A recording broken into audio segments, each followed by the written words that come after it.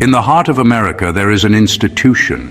It is a name whispered in both reverence and fear, the Federal Bureau of Investigation, the FBI. For over a century, its story has been the story of America itself.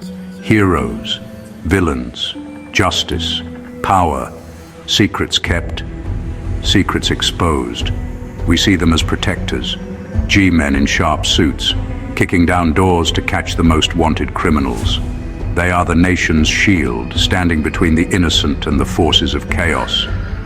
Gangsters, spies, terrorists.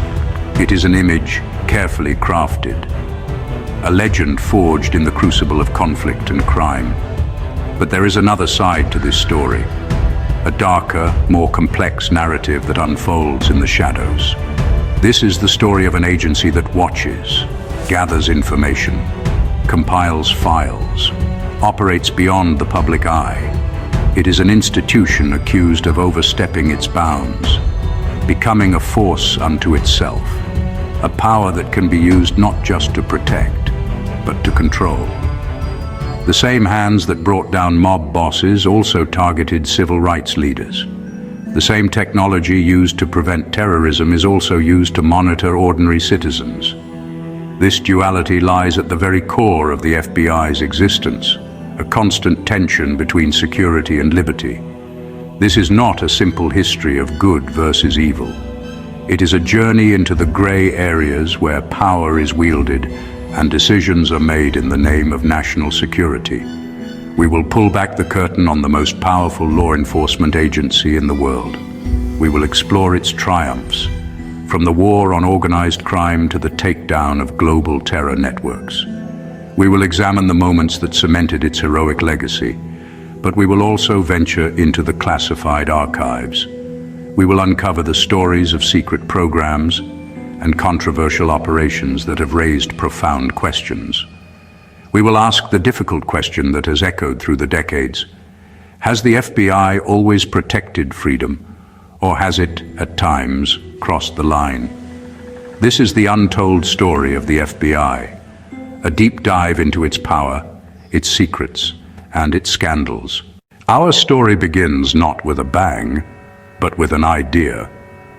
An idea born in the turbulent early years of the 20th century, when President Theodore Roosevelt sought to create a force capable of investigating crimes that crossed state lines. We will witness the rise of one man, J. Edgar Hoover, who took this fledgling bureau and molded it in his own image. For nearly 50 years, he was the FBI. He built its power, its reputation, and its vast network of secrets, becoming one of the most feared and influential figures in American history.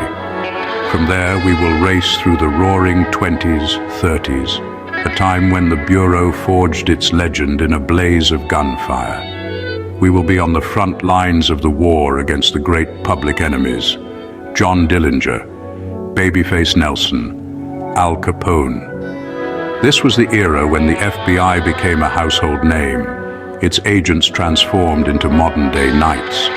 With new technology, scientific forensics, and a masterful command of public relations, Hoover created an image of an unstoppable, high-tech agency. As the world plunged into war and then into the icy grip of the Cold War, the FBI's mission expanded dramatically. Its focus shifted from gangsters to spies, from bank robbers to subversives.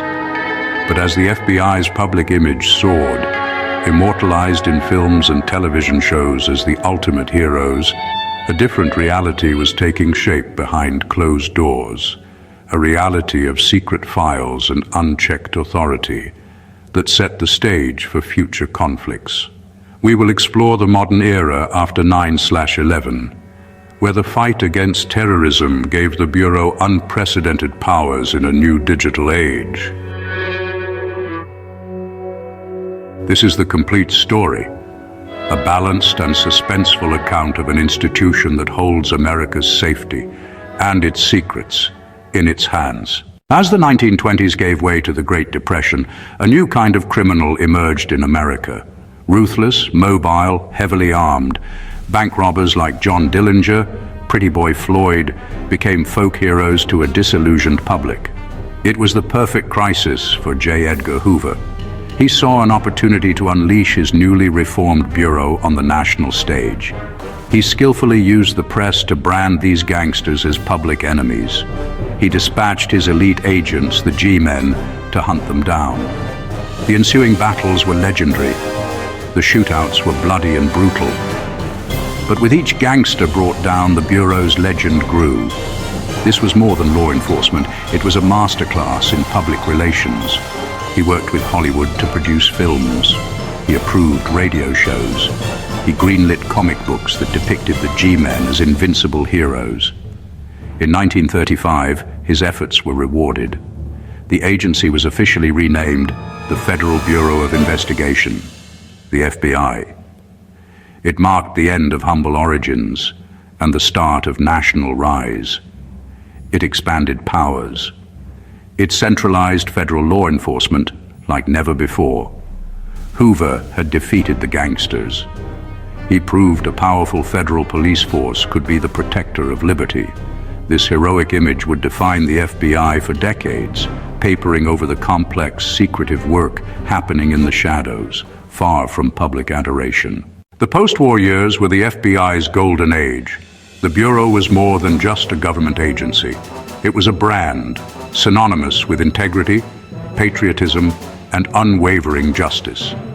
Series like The FBI, which ran for 9 seasons, were produced with the Bureau's direct cooperation and oversight. Each episode was a carefully crafted morality play, showcasing brilliant, clean-cut agents using science and deduction to solve complex cases, and even offered a popular public tour of its Washington, D.C. headquarters. The tour was a spectacle, featuring live firearm demonstrations and exhibits on the Bureau's scientific prowess, leaving with a sense of awe and deep respect for the agency. Behind the gleaming facade of the FBI's public image, J. Edgar Hoover was building an empire founded on a single powerful commodity: information. He fostered a culture of extreme secrecy. Agents understood that what happened inside the FBI stayed inside the FBI. This culture of secrecy was reinforced by Hoover's meticulous and obsessive record-keeping, containing not just criminal files, ordinary citizens, activists, public figures. Any piece of information deemed potentially useful was collected and filed away. This belief gave rise to one of the Bureau's most closely guarded secrets: the widespread use of black bag jobs, covert, illegal entries into homes and offices, to photograph documents, plant listening devices, gather any intelligence they could find without leaving a trace. Hoover's Bureau became a pioneer in the art of listening. Alongside wiretaps, the Bureau developed a vast network of human sources. The heroic G-man who chased gangsters was now a shadow, listening to phone calls, reading private mail. The FBI had grown from the nation's shield into its unseen eye. In 1956, the FBI secretly launched one of the most controversial programs in its history, COINTELPRO. Its mission: expose, disrupt, misdirect, discredit, neutralize. This was a declaration of a secret war. COINTELPRO's targets were vast and varied: civil rights organizations, anti-Vietnam War protesters, student activists, black nationalist groups. The tactics were insidious and deeply personal. The FBI forged letters to create infighting between leaders. No single target of COINTELPRO illustrates the program's dark potential more than the FBI's campaign against Dr. Martin Luther King Jr. But to J. Edgar Hoover, he was a dangerous radical. Hoover developed a deep personal animosity towards King. The Bureau unleashed its full surveillance apparatus against King. His phones were wiretapped. His hotel rooms were bugged. His offices were infiltrated by informants. The Bureau compiled a highlight reel of audio recordings and sent it to him anonymously. Accompanying the tape was a chilling, unsigned letter. It concluded with a veiled threat, urging him to take his own life. But by the early 1970s, that wall began to crack. In March 1971, 8 anti-war activists broke into a small FBI office in Media, Pennsylvania. They stuffed suitcases full of classified documents and walked out into the night. Hoover died in 1972, ending his nearly 48-year reign. After Watergate, Congress acted. Senator Frank Church led hearings. The televised Church Committee hearings laid the abuses bare. The FBI's heroic image was shattered. Public trust plummeted, forcing a painful reckoning. But on a clear September morning in 2001, everything changed. In the smoke and ash, a new enemy emerged.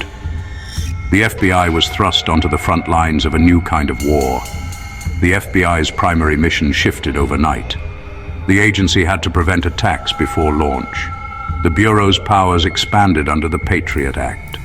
The Bureau created joint terrorism task forces across the country, combining federal, state, and local law enforcement. Crime was no longer confined to the physical world. It had migrated online. Every email, every social media post, every GPS location point became a potential piece of evidence. This digital dragnet allowed agents to solve crimes with astonishing speed, as seen in the investigation of the Boston Marathon bombing. However, this new power came with immense risks. Revelations from whistleblowers like Edward Snowden exposed the sheer scale of government data collection programs. This led to a new and critical battleground: encryption. This set up a high-stakes conflict between Silicon Valley and Washington, a clash between the public's right to privacy and the government's duty to protect.